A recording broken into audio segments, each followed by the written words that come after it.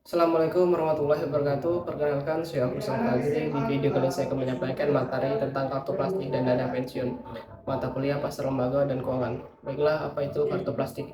Kartu plastik adalah instrumen kartu atau yang lembaga pembayaran terbitkan pembiayaan atau oleh bank lain yang dapat digunakan untuk alat pembayaran atas transaksi barang atau jasa dan dapat digunakan untuk penarikan tunai. Kartu plastik dapat memiliki berbagai tujuan penggunaan, antara lain sebagai alat identifikasi, kartu member, kartu kredit, kartu debit, kartu akses, kartu hadiah, dan lain sebagainya. Keuntungan dari penggunaan kartu plastik adalah kekuatan dan ketahanannya terhadap keausan, tahan terhadap air dan kelembapan, serta kemampuan untuk mencetak informasi dan gambar dengan jelas. Jenis kartu plastik berdasarkan fungsinya. Yang pertama itu kartu kredit, yang kedua ada Carkar, yang ketiga ada kartu debit, yang keempat ada cash card, yang kelima ada check grade card, ada smart card. Kemudian berikutnya ada jenis kartu plastik menurut wilayah berlakunya. Yang pertama ada kartu plastik lokal, kartu plastik yang kedua ada kartu plastik internasional.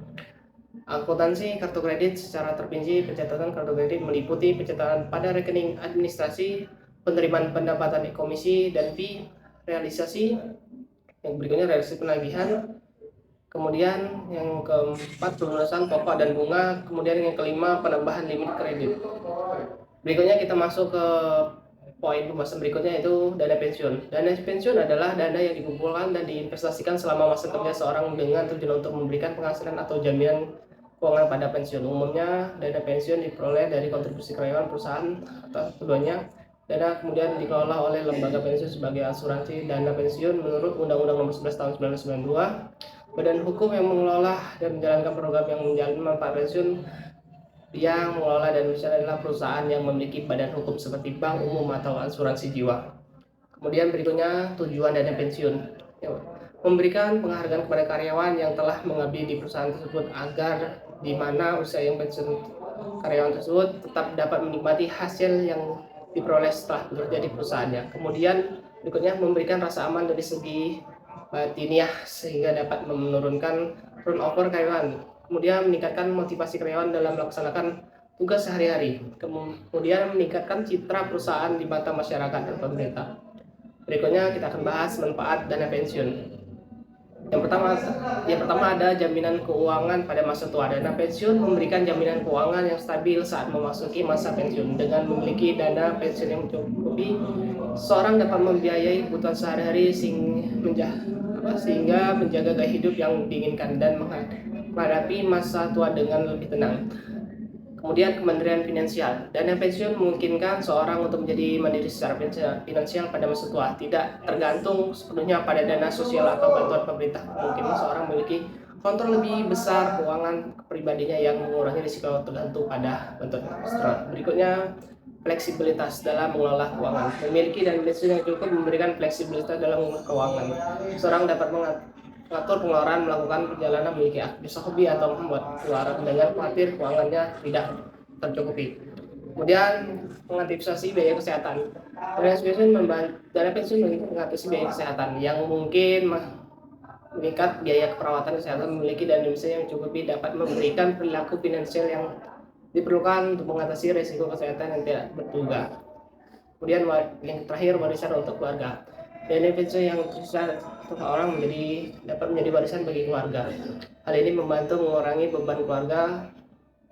Kemudian yang materi berikutnya jenis dana pensiun. Dana pensiun memiliki beberapa jenis, yaitu antaranya dana pensiun pemberian kerja. Kemudian ini diatur dalam Undang-Undang Nomor 11 Tahun 1992. Berikutnya ada dana pensiun lembaga keuangan atau DPLK, dana pensiun yang dibentuk oleh bank atau perusahaan asuransi jiwa. Ini diatur dalam Undang-Undang Nomor 11 Tahun 1992 juga.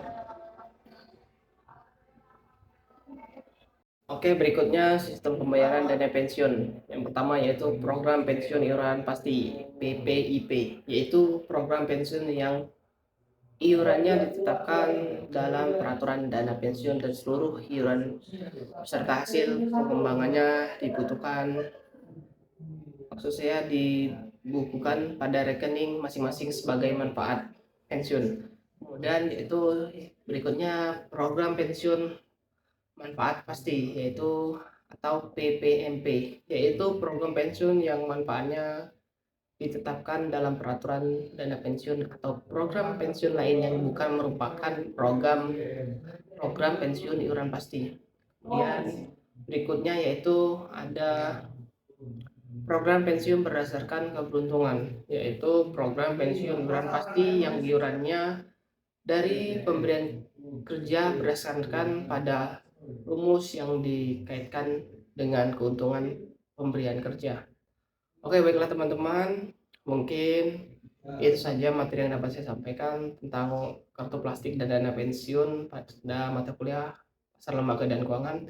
Jika ada salah kata atau penyampaian yang kurang tepat, saya mohon maaf. Saya akhiri video kali ini. Wassalamualaikum warahmatullahi wabarakatuh. Salam sang juara.